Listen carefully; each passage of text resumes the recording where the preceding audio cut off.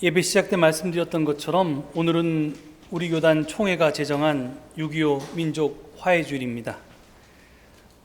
NCCK, 즉 한국기독교교회협의회는 1997년부터 이 동족 상잔의 비극을 극복하고 그리고 민족 화해와 평화 통일을 위해서 합심해서 기도하기 위해서 6월 25일이 들어있는 한 주간을, 그 7일 동안을 민족 화해 주간으로 지켜왔습니다. 그리고 2000년 6월 15일에 6.15 남북 공동선언이 나온 이후부터는 이 민족 화해 주간을 6월 15일서부터 6월 25일까지 10하루로 그렇게 더 늘려서 지켜왔습니다. 이것에 따라서 저희 교단이 NCC의 방침에 따라서 이 6.25 민족 화해주의를 지킨 것도 거의 NCC와 같이 1997년부터입니다. 특별히 올해 2020년은 6.15 남북 공동선언 20주년이 되는 해이고요. 그리고 동시에 6.25 한국전쟁 발발 70주년을 맞이하는 해입니다. 그래서 한국기독교교회협의회와 세계교회협의회 WCC는 올해 2020년을 한반도가 분단의 굴레에서 벗어나는 희년이 될 것을 선포하고 전 세계 교회가 한국전쟁의 종식과 한반도의 평화 정착을 위해서 합심해서 기도하기로 그렇게 결의를 했습니다. 그래서 한국교회와 세계교회는 3월 1일 3일절부터 8월 15일 8.15까지 이 집중 기도 기간으로 정하고 세계 그러니까 WCC에 속해 있는 여러 교단들이 거기에 참여해서 70여 개의 평화 기도문, 또 메시지, 신앙 간증 이런 것을 통해서 지금 기도 운동을 전개하고 있습니다. 저희 교회도 여기에 참여해서 교우 여러분들께 이 자료를 배포하고 있습니다. 그런데 이 6.25 남북 화해주의를 지키고 있는 지금 남북 관계는 화해가 아닌 전쟁의 위험 앞에 놓여 있습니다. 그리고 그것이 문재인 정부 하에서 일어나고 있는 일이기에 우리가 받는 충격은 더욱 큽니다. 왜냐하면 이 정부 하에서 남북의 두 정상은 판문점 선언과 평양 선언을 했고요. 그리고 남북 군사 합의서도 채택해서 합의했기 때문입니다. 그래서 새로운 평화의 시대를 두 정상이 천명한 두 정상이 지금 다스리고 있는 이 시기에 최고 지도자로 있는 시기에 지금 이런 사태가 벌어진 것이 더 놀랍고 우리에게 충격적입니다. 북한은 남한 정부가 대북 전단 살포를 막지 않은 것을 문제 삼아서 지난 6월 13일에 김여정 북한 노동당 제1부부장이 예고한 대로 지난 6월 16일에 남북 공동연락사무소 청사를 폭파했습니다. 뉴스에서 그 광경을 보시고 아마 큰 충격을 받으셨으리라 생각됩니다. 아무리 생각해도 북한의 이 조치는 좀 지나쳤습니다. 그런데 도대체 왜 이렇게까지 했나? 그 배경을 좀 살펴보니 그 발단이 문재인 정부의 이 대북 전단 살포 방치에 있었다는 것이 더 큰 문제라는 것을 알게 되었습니다. 이 대북 전단 살포 문제는 이 군사분계선 일대에서 일체 적대 행위를 중지하기로 약속한 판문점 선언 2조 1항 위반입니다. 그동안 이 대북 전단 살포는 확성기 방송과 더불어서 남북 간 군사 긴장과 군사적 충돌의 원인이었습니다. 실제로 2014년 10월에 박근혜 정부 하에서 대북 전단 살포 때문에 남북 간의 총격전이 있었습니다. 그래서 이게 전쟁으로까지 확대되는 것이 아닌가 이렇게 걱정했던 적이 있었습니다. 그런데 그런 일이 실제로 우리 역사 속에서 몇 년 전에 6년 전에 벌어졌음에도 불구하고 문재인 정부는 북한 당국의 수차례 경고에도 불구하고 우리가 합의를 했으니 그 합의사항을 지켜달라 이렇게 했음에도 불구하고 사실적으로 이 대북전단 살포를 방치했습니다. 그래서 북한에 대해서 적대적 태도를 보였던 이명박 박근혜 정부도 이 경찰관 직무집행법 등을 근거로 해서 무려 11차례나 대북전단 살포를 막은 바 있는데요. 문재인 정부는 딱 한 번 막았습니다. 그리고 나머지는 계속해서 날려보냈습니다. 지금 주민의 안전이 위협받을 경우에는 표현의 자유를 제한할 수 있다는 대법원 판례도 있습니다. 그리고 대북전단 살포 중지에 대한 국민적 공감대도 형성되어 있습니다. 그런데도 정작 이 새로운 평화의 시대를 천명한 문재인 정부는 이를 막지 않았습니다. 막지 못한 것이 아니라 막지 않았다고 북한은 판단한 것 같습니다.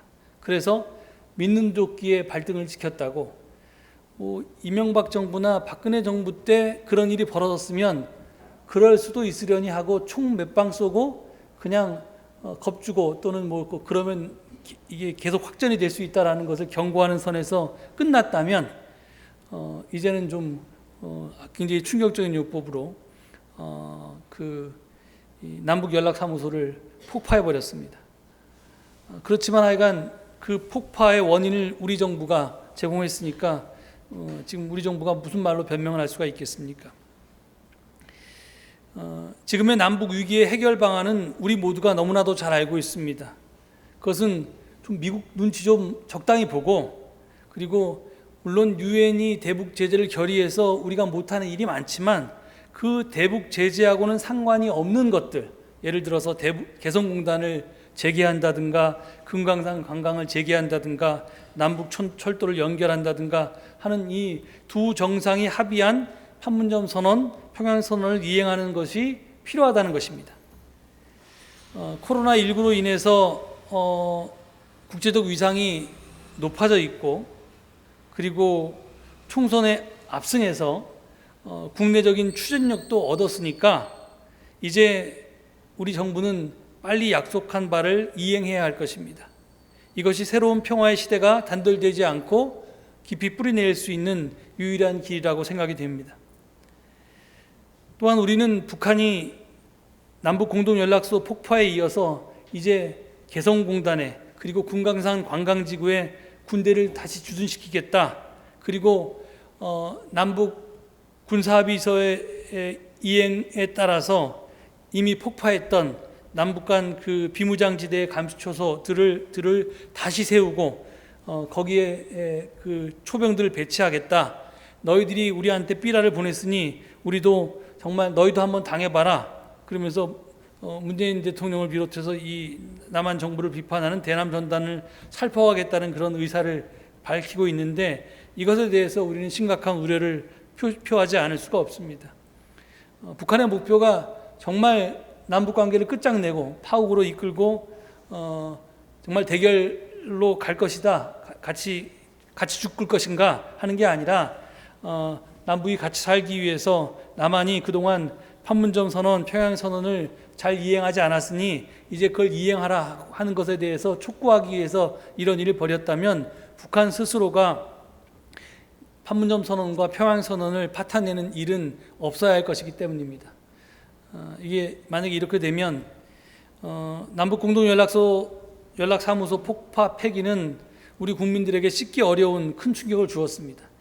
국민들은 우리 정부가 잘 못한 것보다 뉴스에서 그 건물이 북한에 의해서 폭파되는 것에 더 충격을 받았고, 그래서 여론이 나빠지니까 사실은 우리 정부가 이게 굉장히 세게 성명도 발표하고 해서 지금 이제 그 나빠진 여론을 잠재우려고 하는데, 하여간 이제 그걸 넘어서서 개성공단과 금강산 관광지구에 군사화 조치가 더해지고 또 여러 가지 그 남북 군사 합의들이 깨지는 것이 북한에 의해서 벌어지면 새로운 평화 시대에 대한 북한의 진정성에 대해서 우리 국민들이 의심하지 않을 수 없고, 그러면 향후 남북 관계를 다시 회복하는데 넘기 어려운 장벽이 생길까봐 걱정이 됩니다.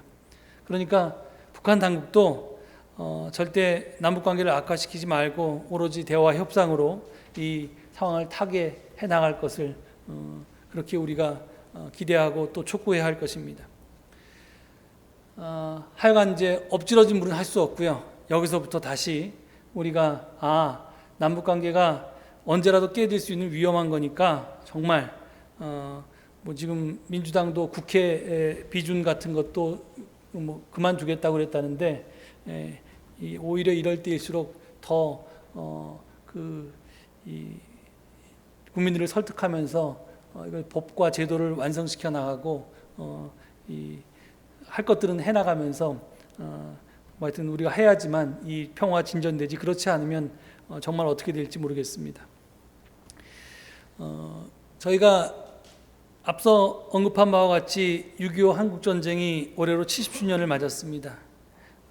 1950년 6월 25일에 시작되었는데요. 전쟁이 53년 7월 27일에 정전협정으로 이 전쟁은 중단되었지만 이 3년 동안의 전쟁은 한반도에서 아주 많은 것을 빼앗아 갔습니다. 여러분도 옛날에 읽어보셨을 텐데 한국전쟁의 기원이라는 책을 썼던 브루스 커밍스 교수가 그 한국전쟁의 기원 머릿말에 한국전쟁의 참상에 대해서 이렇게 적어놓고 있습니다. 이 전쟁의 끝인 1953년 한반도는 잿더미가 되어 있었다. 남쪽의 부산에서 북쪽의 신의주에 이르기까지 한국인들은 죽은 자들을 묻고 잃은 것들을 슬퍼하면서 그들 생에 남은 것들을 주워 모으느라고 여념이 없었다. 수도 서울에서는 콘크리트와 파편이 뒤범벅이 된 길가에 텅 빈 건물들이 마치 해골처럼 서 있었다. 북쪽에서는 현대식 건물이라고는 거의 다 쑥대밭이 되었다. 평양 등의 도시들은 벽돌과 잿더미가 되고 말았다. 마을들은 텅 비었으며 거대한 댐들은 더 이상 물을 저장할 수 없게 되었다. 이 브루스 커밍스 교수가 묘사하고 있듯이 3년간의 한국 전쟁은 남과 북의 거의 모든 것을 파괴했습니다. 한국 전쟁 이후에 한반도에 남은 것이라고는 무너진 가정과 산업시설, 그리고 남북 서로 간의 증오뿐이었습니다.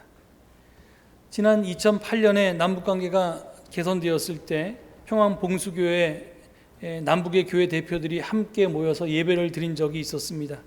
그때 남한 기독교인이 100명 정도가 서울에서 북한 전세기 고려 항공을 타고 평양 순안공원에 내려서 이제 그 안내원의 안내에 따라서 버스를 타고 봉수교회로 이동했는데요.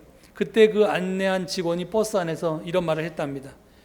한국전쟁 때 미국이 평양을 융단 폭격을 했습니다. 당시 평양 인구가 40만 명이었는데 미군 폭격기가 쏟아부은 폭탄의 양이 40만 톤이었습니다. 그래서 지금 인구 1인당 1톤씩의 폭탄을 투여받은 겁니다. 그래서 북쪽 주민들이 그 미국하면 기독교고 기독교는 뭐 원수다, 이런 식의 그 도식이 강하게 각인되어 있는데요. 그런 것들이 이제 그때의 경험 때문에 그렇습니다. 사실 제가 그 88년에 학생, 그러니까 학생을 포함해서 많은 청년 학생들이 88 올림픽을 앞두고 그 뭐 예전에 4.29 때 그랬던 것처럼 남북 간의 교류와 특히 88 올림픽의 공동 개최 같은 것을 주장하면서 평화통일 운동을 했던 적이 있습니다. 그때 제가 EYC 평화통일 추진위원장을 맡아서 일했기 때문에 그 당시에 그 전까지는 몰랐던 북한에 대한 많은 사실들을 이제 알 수가 있었는데요. 그때 우리 청년 학생들이 전개했던 것이 북한 바로 알기 운동이었습니다. 근데 그때도 이거와 비슷한 이제 증언을 제가 들었는데요. 북한 사람들이 뭐 미군이 와서 하도 평양을 공습하니까 적어도 기독교 국가인 미군이 교회 건물은 폭격을 안 하겠지. 그래서 교회 마을에 있는 교회마다 사람들이 숨어들었는데 미군은 그런 걸 가리지 않고 하여튼 모든 건물들을 다 폭격했습니다. 그래서 교회에 모여있던 사람들도 당연히 폭격을 맞아서 교회당이 무너지면서 거기서 다 희생되었습니다. 그래서 북한 사람들이 미군 하면 기독교 국가인데 이 기독교 국가가 우리를 한 사람당 1톤씩 폭탄을 쏟아부어서 우리를 죽인 그런 원수라고 생각해서 기독교에 대해서 상당히 적대적이라고 하는 사실을 그때 배웠었습니다. 하여간 내 사랑하는 가족이 그 폭탄에 온몸이 찢겨서 죽어가는 모습을 직접 보았던 그 사람들의 감정이 어땠을지 우리가 아마 짐작할 수조차 없을 것입니다. 그럼 나만이 겪은 고통은 없었냐? 나만도 마찬가지로 이해 못지않게 큰 고난을 겪었습니다. 하여튼 전쟁이라고 하는 것은 이렇듯 끔찍합니다. 숱한 생명이 희생되고 서로를 원수로 만듭니다. 도대체 전쟁은 누구를 위한 것입니까? 역사의 정의로운 전쟁이란, 성경에도 의로운 전쟁이란 말이 표현되어 있지만 그런 건 없습니다. 인간의 얼굴을 한 전쟁이란 있을 수가 없습니다. 전쟁은 결코 인간적이지도 않고 정의롭지도 못합니다. 오직 내가 죽거나 남을 죽이거나 양자택일 중에 하나입니다. 내가 살려고 하면 남을 죽일 수밖에 없습니다. 거기서 만약에 내가 이성을 생각한다든지 아니면 하나님을 생각한다든지 이런 식의 생각이 드는 순간 그건 남을 죽이지 못하고 자기가 죽는 수밖에 없습니다. 그러므로 전쟁은 구조적으로 악이고, 그렇기 때문에 사랑을 최고의 가치로 생각하는 기독교와 결코 양립할 수가 없는 것입니다. 따라서 우리는 전쟁을 막고 평안을 이루는 일에 최선을 다해야 합니다. 근데 그것이 어떻게 가능할까요? 오늘 우리는 이러한 물음을 가지고 본문을 살펴보고자 합니다. 제가 사실은 오늘 아까 예배 서두에 말씀드렸던 것처럼 오늘 설교의 제목과 그 다음에 설교문의 대부분의 내용은 우리 교단 총회장이신 육순정 목사님께서 이 특별한 주일을 위해서 작성하신 설교문에 의지했습니다. 이 설교문이 저희 교단 예배 자료집에도 실려 있을 뿐만 아니라 NCC가 발행한 자료집에도 실려 있어서 사실은 오늘을 6.25 민족화해주일로 지키는 다른 교단에서도 이 메시지를 참고하게 되어 있고요. 그리고 이 메시지가 영어로도 번역되어서 저희 한반도의 평화를 위해서 함께 기도하는 세계의 많은 교회들도 또 이 메시지를 함께 공유하면서 이 주일을 지키고 있습니다. 그래서 제가 사실은 이 설교자 이름에 제 이름을 쓰지 말고 육순정 목사님 이름을 쓸까 하는 생각도 했었는데, 하여간 지금부터 하는 이 야곱의 이야기는 특별히 육순정 목사님의 해석에 전적으로 의존하고 있음을 여러분에게 말씀드립니다. 창세기에 등장하는 야곱은 매우 지혜롭고 영악한 사람입니다. 반면에 그와 경쟁하면서 인생의 패권을 다투었던 그의 형 에서는 거칠고 우직한 사람이었습니다. 아브라함과 이삭으로 이어져 내려온 신앙의 계보는 장자인 에서로 연결되는 것이 당연했습니다. 그런데 결과적으로 야곱이 믿음의 계보를 잇게 되었습니다. 창세기의 야곱 이야기는 이것에 대한 설명입니다. 해명입니다.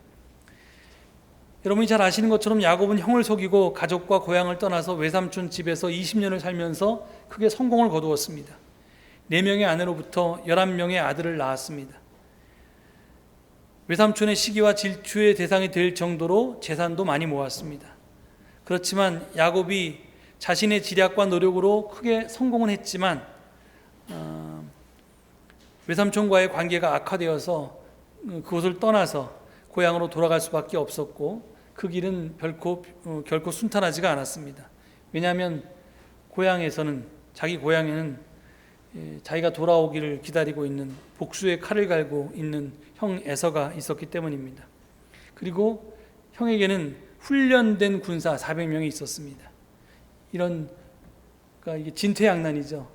머물러 있자니 라반이 외삼촌 때문에 살 수가 없었고, 돌아가자니 형 에서가 겁났습니다. 야곱은 이 위기를 하지만 멋지게 극복하고 해피엔딩의 주인공이 되었습니다. 형과 화해를 통해서 온 가족의 생명을 유지했고요. 평생 모은 재산을 지켰으며 12지파의 창시자로서 이스라엘 역사의 실제적인 시조가 되었습니다. 과연 야곱이 그럴 수 있었던 열쇠가 무엇일까요? 야곱이 승리하게 되는 전환점은 야복 나루였습니다. 야곱은 가족들을 먼저 고향 쪽으로 향하게 한 뒤에 야복 강가에 혼자 남았습니다. 그 밤이 지나면 오래전에 헤어졌던 형을 다시 만나야 합니다. 형을 만나서 어떤 일이 일어날지 아무도 모릅니다. 형의 분노가 그를 산산조각 낼 수도 있습니다. 형 에서와의 만남이 화해일지 전쟁일지 예측할 수가 없습니다. 그 절체절명의 밤에 야곱은 야복 나루에서 천사와 밤새 씨름을 했습니다. 근데 야복이라고 하는 히브리어 동사는 바카크라고 하는 그런 그 히브리어 동사에서 야복이라고 하는 말이 파생되어 있는데요. 이게 졸졸 소리 내어서 흐르는 소리를 뜻하기도 하고, 또는 이렇게 따라버리는 거기 때문에 잔을 비우다라는 뜻도 갖고 있습니다. 그래서 운명을 결정짓는 이 결전의 자리임과 동시에 이 야복이라고 하는 자리는 야곱이 자기 자신을 비우는 거룩한 장소이기도 했던 것입니다. 여기 씨름의 대상은 천사라기보다는 사실은 하나님이었습니다. 그런데 아마 야곱은 자신에게 씨름을 걸어온 사람이 하나님이나 천사가 아니라 형이 보낸 자객으로 착각했을 수도 있습니다. 야곱으로서는 질 수가 없는 싸움이었습니다. 내가 지면 죽기 때문입니다. 20년을 고생해서 이룬 자기 인생의 모든 것이 다 무너지기 때문입니다. 그래서 그는 죽기 아니면 까무라치기로 정말 천사와 씨름을 했습니다. 그래서 야곱은 그 씨름에서 끝까지 포기하지 않고 매달렸습니다. 모든 것을 걸고 결사적으로 매달렸습니다. 야곱은 이 씨름에서 이스라엘이라고 하는 새로운 이름을 얻었습니다. 흔히 하나님과 겨루어 이겼다고 해석되는 이 이름의 뜻은 이스라엘에서 이 엘은 엘이라고 하는 하나님의 이름이거든요. 여호와라고 하는 하나님의 이름도 이 구약에 등장하고 엘이라고 하는 하나님의 이름도 등장하는데, 이 이스라엘에서 엘은 이제 하나님인데, 이 엘을 혹격으로 풀이해서 엘이 이기시다, 하나님이 이기시다, 또 그러니까 하나님이 이겼으니까 하나님이 나를 다스리시다, 이렇게 해석하는 것이 본문의 맥락과 적합합니다. 실제로 씨름 막판에 야곱은 허벅지 관절이 부러져서 천사에게 이렇게 매달렸습니다. 하나님께 매달렸습니다. 그는 거의 힘을 쓰지 못하는 상태에서 하나님께 매달려서 축복을 얻어냅니다. 하나님이 다스리시는 삶을 시작하게 됩니다. 그리고 축복을 받은 장소를 성경은 분이엘이라고 불렀습니다. 분이엘의 뜻은 하나님의 얼굴이라는 뜻입니다. 야곱은 그날 목숨을 건 씨름을 통해서 하나님의 얼굴을 보았습니다. 하나님을 만났던 것입니다. 그리고 그 다음 날이 밝았을 때 20년 만에 형제가 만나는 장면에서 기적 같은 일이 벌어졌습니다. 형 에서가 달려와서 야곱을 끌어안고 형제는 서로 입을 맞추고 웁니다.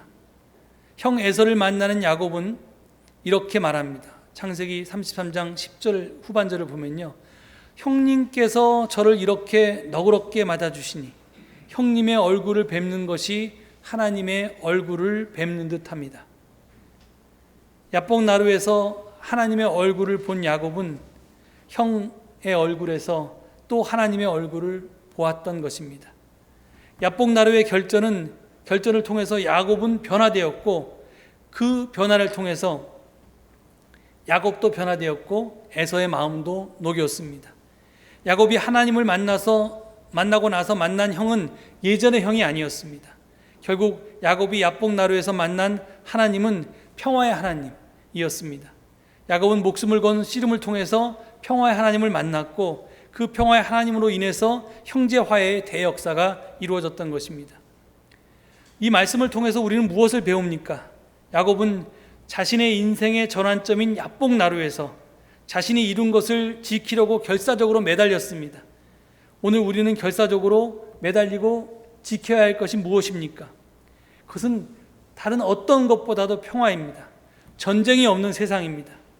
우리는 70년 전에 비극적인 전쟁 상황으로 돌아갈 수가 없습니다.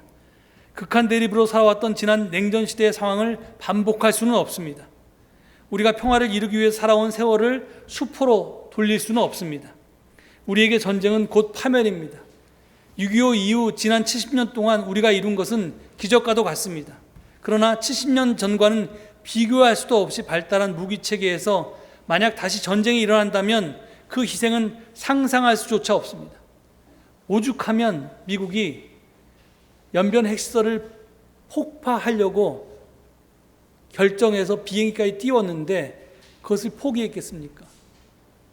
미국 대통령이 보고받은 것은 그 피해가 남과 북이 너무나 엄청났고 미국도 엄청났기 때문에 그것을 감당할 수 없어서 포기했습니다. 만약 우리가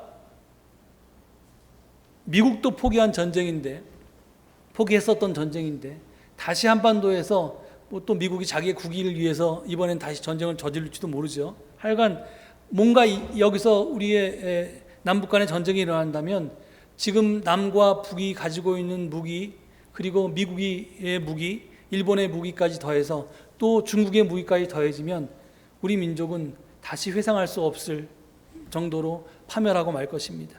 그 희생은 정말 상상할 수도 없을 것입니다. 그러니까 한반도에서 절대로 전쟁은 일어나서는 안 됩니다. 이 전쟁을 막으려면 그럼 어떻게 해야 한단 말입니까? 지금 오늘 본문은 우선 하나님께 매달리라고 우리에게 말합니다. 평화를 주시라고, 하나님께서 이 나라를 통치하시라고 결사적으로 매달리라는 것입니다. 전쟁을 막고 평화를 이루는 것은 자동적으로 이루어지는 것이 아닙니다. 평화는 공짜가 아닙니다. 우리는 평화를 위해서 대가를 치러야 하는데, 우리가 첫 번째로 치러야 할 대가는 바로 기도의 대가입니다. 평화는 궁극적으로 하나님의 손에 달려있는 것이기 때문에 우리는 하나님께 매달려서 기도해야 됩니다. 또한 그 매달림과 기도를 통해서 평화의 하나님을 만날 수 있어야 합니다. 야곱이 하나님과의 씨름에서 엉덩이 관절이 부러진 것처럼 우리도 하나님과 기도로 씨름하는 걸 통해서 하나님을 만나서 우리의 욕망을 무너뜨리고 우리 안의 증오를 사라지게 해야 합니다. 하나님을 만나는 그 분이엘의 체험이 우리에게도 있어야 합니다. 그래야 형제의 모습 속에서 하나님의 모습을 보고 서로를 사랑으로 보듬어 안을 수 있기 때문입니다. 평화의 미래로 나아갈 수 있기 때문입니다. 20세기에 가장 치열했던 전쟁, 한국전쟁 70주년을 맞이하게 됩니다. 이제 전쟁의 상처를 치유하고 평화의 미래로 나아가야만 합니다. 이를 위해서 남북의 당사자들은 물론 전 세계 그리스도인들이 기도할 필요가 있습니다. 그래서 지금 한국교회는 NCK를 중심으로 전 세계 교회 지도자들과 함께 한반도의 평화를 위해 기도하는 캠페인을 벌이고 있습니다. 역사의 주인이 하나님이심을 굳게 믿고 기도를 함께 그 하나님께 매달려서 이 땅에 제발 평화를 달라고, 전쟁을 멈추어 달라고 그렇게 기도하고 있습니다. 역사의 주관자 하나님께 평화를 내려주십사 하고 이렇게 간구하고 있습니다. 전쟁이 끝난 지 67년이 되었지만 한반도는 아직 정전의 상태입니다. 실제적으로는 전쟁이 끝났지만 법적으로는 아직 전쟁을 끝내지 못하고 있는 실정입니다. 그리고 이것이 언제 재발할지 아무도 모릅니다. 이것이 한반도 불안의 근본 원인입니다. 한국전쟁 70주년을 맞이해서 이제 전쟁이 완전히 끝났다고 남북이 전 세계와 더불어 선언할 수 있어야 할 것입니다. 종전선언이 필요합니다. 그리고 나아가서 종전선언만이 아니라 전쟁 당사자들 간에 평화조약을 맺는 데까지 나아가야 할 것입니다. 평화조약은 양쪽 당사자와 세계의 여러 나라들이 전쟁이 아니라 평화를 선택하는 법적 근거이기 때문에 매우 중요합니다. 이제 미국은 더 이상 북한을 위협이 되지 않게 북한과 평화조약을 맺고 불가침하겠다, 북한도 미국을 침략하지 않겠다, 이렇게 서로 약속을 하고 그것을 지켜야 나가야 됩니다. 그리고 한반도 시계가 이 종전선언과 평화조약이 체결되는 데까지 나아갈 수 있도록 우리가 더욱더 기도에 힘써야 할 것입니다. 최근 남북관계가 다시 어려운 국면으로 빠져들고 있습니다. 우리의 기도가 더욱 필요한 때입니다. 우리 모두 야복나루의 야곱처럼 온 힘을 다해서 평화를 위해 기도할 수 있기를 바랍니다. 온 힘을 다해서 평화를 구함으로써 분이엘의 체험을 할 수 있게 되기를 바랍니다. 평화의 하나님을 만남으로써 서로를 신뢰하고 또 서로를 사랑으로 바라보고 서로를 보듬게 될 수 있기를 바랍니다. 하나님의 통치가 한반도에 임하는 것을 목격할 수 있게 되기를 바랍니다. 이미 우리는 남북미의 정상이 만나서 대화한 경험이 있습니다. 2년 전에 그 4.27 남북 정상 만남은 우리 모두에게 얼마나 큰 희망을 주었습니까? 평화조약과 평화체계를 구축하기 위해, 그러니 지금 이 위기의 시기에 남북의 당국자들은 무조건 다시 만나야 합니다. 만나서 흉금을 털어놓고 진심을 나누며 신뢰를 회복해야 합니다.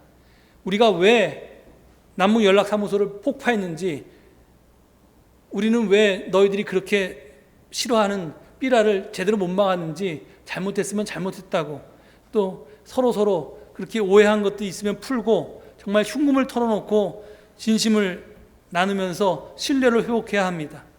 우리가 평화의 하나님께 간절히 기도할 때 이런 신뢰 회복과 평화의 길이 열릴 수 있으리라 믿습니다. 한국전쟁 70주년이 되는 2020년, 힘들고 어려운 시기를 우리가 지내고 있지만 평화를 향한 역사의 큰 진전이 있기를 바랍니다. 전 세계 그리스도인들도 우리 남북의 평화를 위해서 함께 기도하고 있습니다. 당사자인 남과 북의 그리스도인들이 더욱 깨어서 기도해야 할 것입니다. 우리가 평화를 위해서 기도하고 헌신함으로써 전쟁의 상처가 치유되고 전쟁의 위험이 사라지게 될 수 있기를 바랍니다. 하나님이 주시는 평화가 임하게 될 수 있기를 바랍니다.